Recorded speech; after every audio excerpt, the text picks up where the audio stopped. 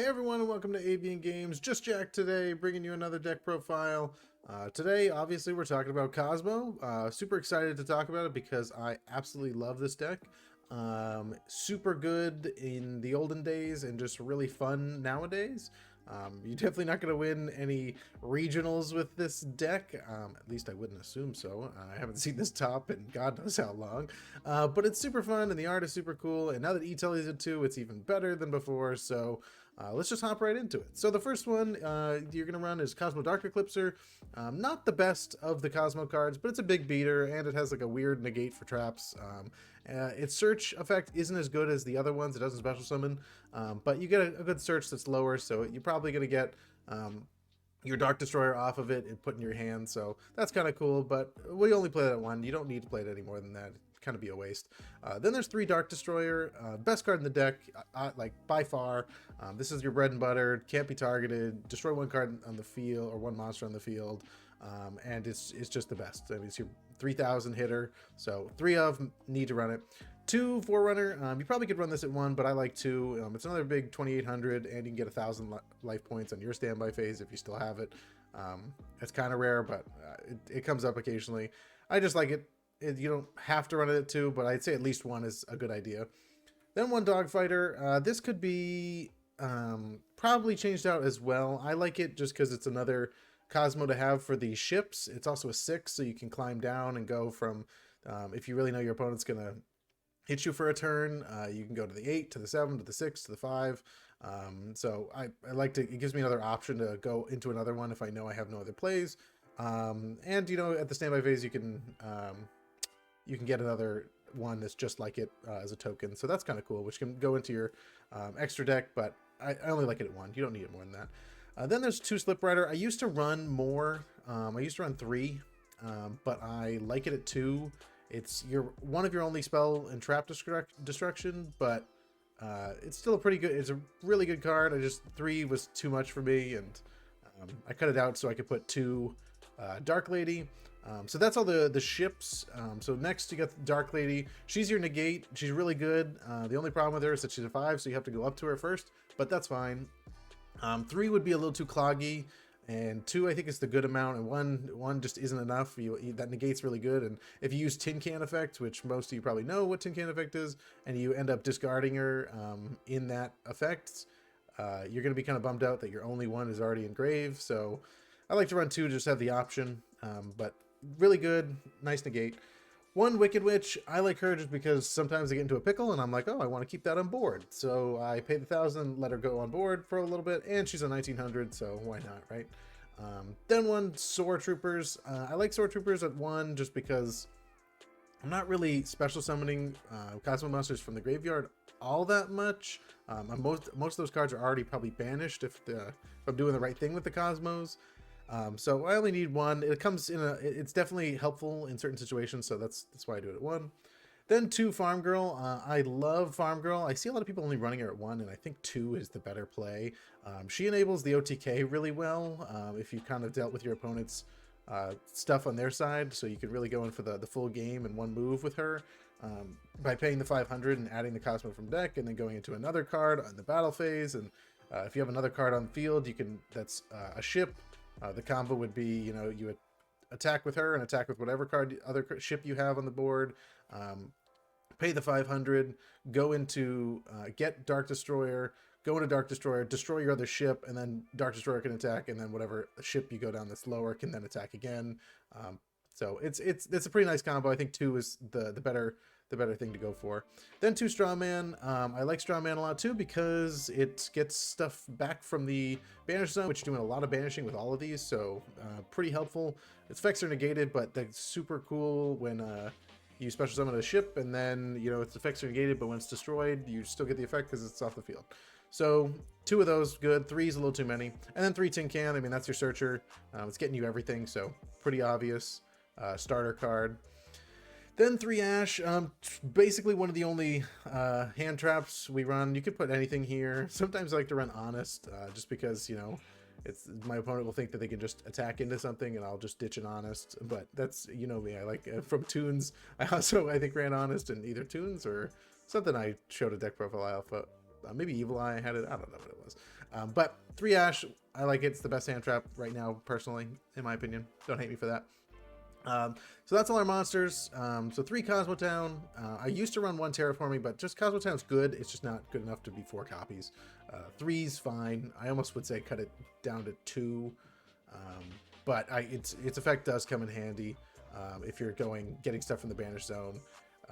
The other effect is so random that I don't usually use it. I just don't like the chance, but it's fine. 3 Extravagance. Your extra deck is pretty much useless, so I would definitely run this at 3 or run Prosperity. That's why that's down here. I just own Pot of Extravagance, so I'm more used to running that, but I could see Prosperity definitely being an option here because a lot of the cards, you're rarely going for the OTK, so I would say that Extravagance is not the better bet, but just the way I play it. So then 2 e-tele, pretty self-explanatory. The reason why we're doing the deck profile, easy special summon, gotta love it. The 1 for 1, that's just gonna get you another tin can, pretty obvious. Reasoning, super helpful because everything is pretty much different levels. I mean, you got everything in the thing, so good luck guessing. 1 Call by the Grave. This could also be Crossout Designator, but there's no way I'm spending that much money on 3 Crossout Designator, or even 1 for that matter, because that's absolutely ridiculous. So 1 Call by the Grave, why not? 2 Cosmojo, love this card. I bought this deck in real life when it was super expensive, and this card was so expensive when I bought it, and now I think they're a lot cheaper. I haven't checked in a while, but 2 of these, you don't want 3. It's not really necessary at 3, but 2 is a good ratio because it's going to enable your play while also screwing up your opponent's play. So I'd say 2 of these is good. 3 Torrential Tribute. The destruction effects on your Cosmos are super helpful, and then screws up your opponent's turn. Self-explanatory. And then Call of the Haunted. I should have put something else on the side here. This can also be the Storm Dragon's Return. I like Call of the Haunted. Storm Dragon's Return is also a good option too. You have so many things that are going to search the Banish that I just thought that maybe Call of the Haunted might be better for the play. With Kozmo Tin Can going off and you ditch stuff into your graveyard, this is the way you're going to get it back. So maybe even 2 of these, and maybe like 2-2-2, or get rid of the called and go 2-3-2. You know, you can mix up the ratios however you want, but this is the way I like it. So that's the main deck. Then you got the extra deck. A lot of the stuff you're never going to go into, but you have the option, you have the chance to go into them. So Cyber Dragon Nova, this was definitely came out more when I ran 3 of these, but 2 level 5 machines, then you go into Infinity, then this is just a negate.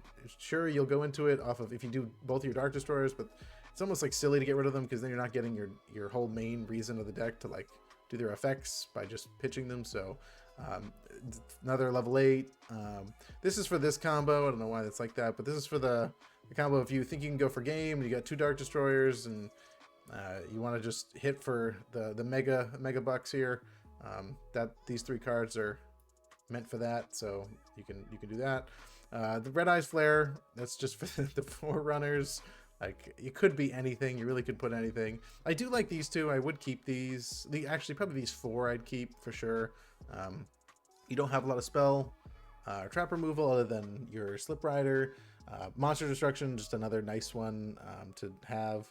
If your Tin Can gets negated, Relinquish Anima is kind of cool, and Link Karibo's kind of nice too. So I think those should be definitely in the extra deck.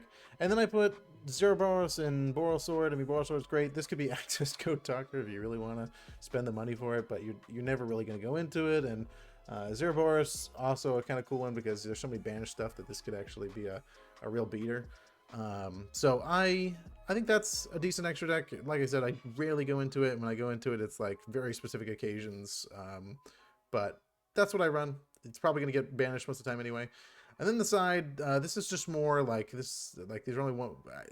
You could make these really anything, I guess, depending on what you're playing at locals or what you think is good for the time. But Twin Twister, Spell and Trap Removal, Harpy's Valley Duster, yep, got it. Triple Tactics Talent, I just like this card. Once again, another card I'm not going to spend the money for. Now that it's reprinted, maybe I will, but you're probably going to run into a lot of negates on your turn, so you're going to want that hand negation, or hand, what am I trying to say, hand advantage, there we go. Maybe to get the 2 cards or get something on your opponent's field so it's not annoying. Prosperity we already talked about. You're definitely going to want maybe those instead of these, but up to you what you want to do. cross out better version of Call by the Grave because you can run 3 of them, and it's just nuts. Evenly matched, I've seen this a lot online, and I like it. I just am not sure what I want to cut instead of it. Really good. I like it a lot. I need more thought on it, but I would definitely debate this. I would definitely put this up for debate. And then lastly, there can only be one. I see this a lot online too, and I question this move. I really think that limits you as much as it limits your opponent. That would just make it so you can only have one psychic and one machine at the same time, and that is a lot of the game you're playing. But if I have the chance to go into more, I want to go into more. So I don't know if I want to limit myself like that. So I put it in the side, but I don't know. I probably would never play this. But that's the profile. There's some other cards that you can run. Kozmo Dark Planet's the other big monster that I just don't agree with. There's too many resources to use it. I do like Delta Shuttle a little bit. Very specific situations, but sending a card from your deck to the grave is kind of cool, because then you can go do it. Plays with Call of the Haunted if you run more Call of the Haunted, and you can make that opponent's monster lose some attack, which is interesting. I used to run Good Witch, not anymore though, just not good enough for me. Cosmo Landwalker is a cool card looking, but it's just not good enough. I've never seen anyone run this. It's mediocre as all hell. Light Sword, this is a useless card. And then lastly, the only other card we don't run is Cosmorning, which is another cool idea, but just not useful enough to run. These are just all much better than those cards. But yeah, so thanks for tuning in. I hope you liked it. I'm going to probably show you some replays here. Hopefully they're good. Maybe I suck and don't put any replays. Who knows? But thanks for coming. Like it, comment, tell me how much you hate it, you love it.